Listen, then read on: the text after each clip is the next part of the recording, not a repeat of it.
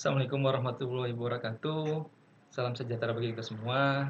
Pada video kali ini saya akan membahas mengenai jaringan komputer. Nah, apa itu jaringan komputer? Jaringan komputer merupakan sebuah sistem yang terdiri dari dua atau lebih komputer yang saling terhubung satu sama lain sehingga mereka bisa saling berbagi data.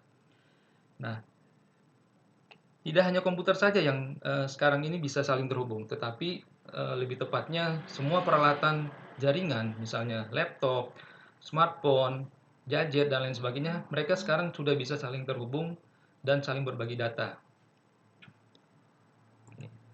Nah, apa sih tujuan dibangunnya jaringan komputer? Tujuan dibangunnya jaringan komputer agar informasi ataupun data yang dibawa oleh pengirim atau transmitter dapat sampai ke penerima atau receiver dengan tepat dan akurat.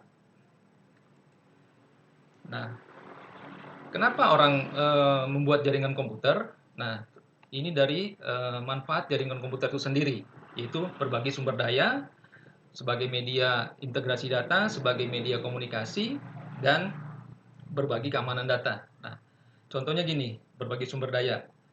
Kalau dulu sebelum ada jaringan komputer, setiap komputer harus memiliki printer sendiri untuk bisa mencetak. Nah, atau eh, data yang dia punya hanya bisa dimiliki oleh dia sendiri. Nah, tetapi dengan adanya jaringan komputer, data-data yang ada di dalam komputer dia itu bisa dibagi dengan komputer-komputer lain yang membutuhkan, juga sebagai media komunikasi dan lain sebagainya. Oke. Nah, macam-macam jaringan komputer. Jaringan komputer itu dibagi menjadi 4 berdasarkan jangkauan geografis, berdasarkan peranannya dan hubungan komputer, berdasarkan media transmisi, dan berdasarkan teknologi jaringan yang digunakan. Berdasarkan jangkauan geografis, jaringan komputer itu dibagi menjadi local area network, metropolitan area network, dan wide area network. Nah, yang membedakan di sini adalah jangkauannya, scope jangkauannya. Contoh, pada local area network, ini adalah jaringan komputer misalnya pada satu gedung, ya, yang hanya mempunyai satu gedung yang dibuat jaringan yang hanya terdiri dari beberapa komputer dalam satu gedung, atau bisa juga sebuah perusahaan punya beberapa gedung, dan mereka itu masih bisa terhubung dengan jaringan. Nah, ini masih bisa kita sebutkan dengan jaringan local area network. Jadi masih dalam satu area. Nah, sementara metropolitan area network ini jangkauannya lebih luas lagi, yaitu dalam satu kota. Nah, contohnya sebuah perusahaan mempunyai beberapa cabang di satu kota tersebut, dan cabang-cabang tadi itu dihubungkan ke dalam suatu jaringan. Nah, ini bisa dikatakan dengan metropolitan area network, teman. Nah, yang lebih luas lagi adalah wide area network atau WAN. Nah, inilah yang kita kenal dengan internet. Nah, dengan WAN, komputer itu tidak hanya terhubung di satu gedung tadi atau satu kota, tetapi bisa terhubung di seluruh dunia. Nah, jangkauannya luas sekali. Contohnya internet. Oke, sedangkan pembagian jaringan komputer tadi berdasarkan peranan dan hubungan komputer itu dibagi dua, yaitu jaringan peer-to-peer dan jaringan client server.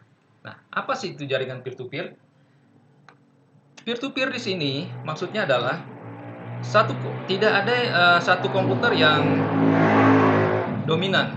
Maaf tadi suara motor lewat ya.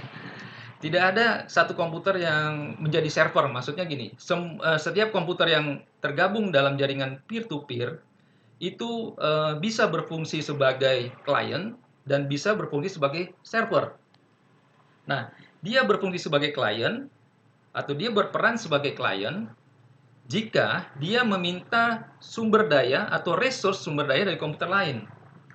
Nah, dia bisa dikatakan sebagai server kalau sumber daya yang dia punya itu di-share ke komputer yang lain. Nah, contoh gini, ini biasanya terjadi di perusahaan kecil atau di organisasi kecil yang hanya terdiri dari beberapa komputer. Mereka bisa saling berbagi printer, bisa saling berbagi file. Nah, antara komputer satu dengan komputer lain. Tetapi di situ tidak ada server satu, artinya tidak ada satu komputer yang benar-benar dijadikan server. Jadi semua komputer itu sama, derajatnya sama. Jadi bisa berfungsi sebagai klien ataupun server sekaligus. Nah, yang satu lagi adalah jaringan client server. Nah, di sini ada satu komputer yang dijadikan sebagai server dan komputer-komputer lain yang meminta atau mengambil resource atau sumber daya yang ada di komputer tersebut itu dinamakan sebagai client.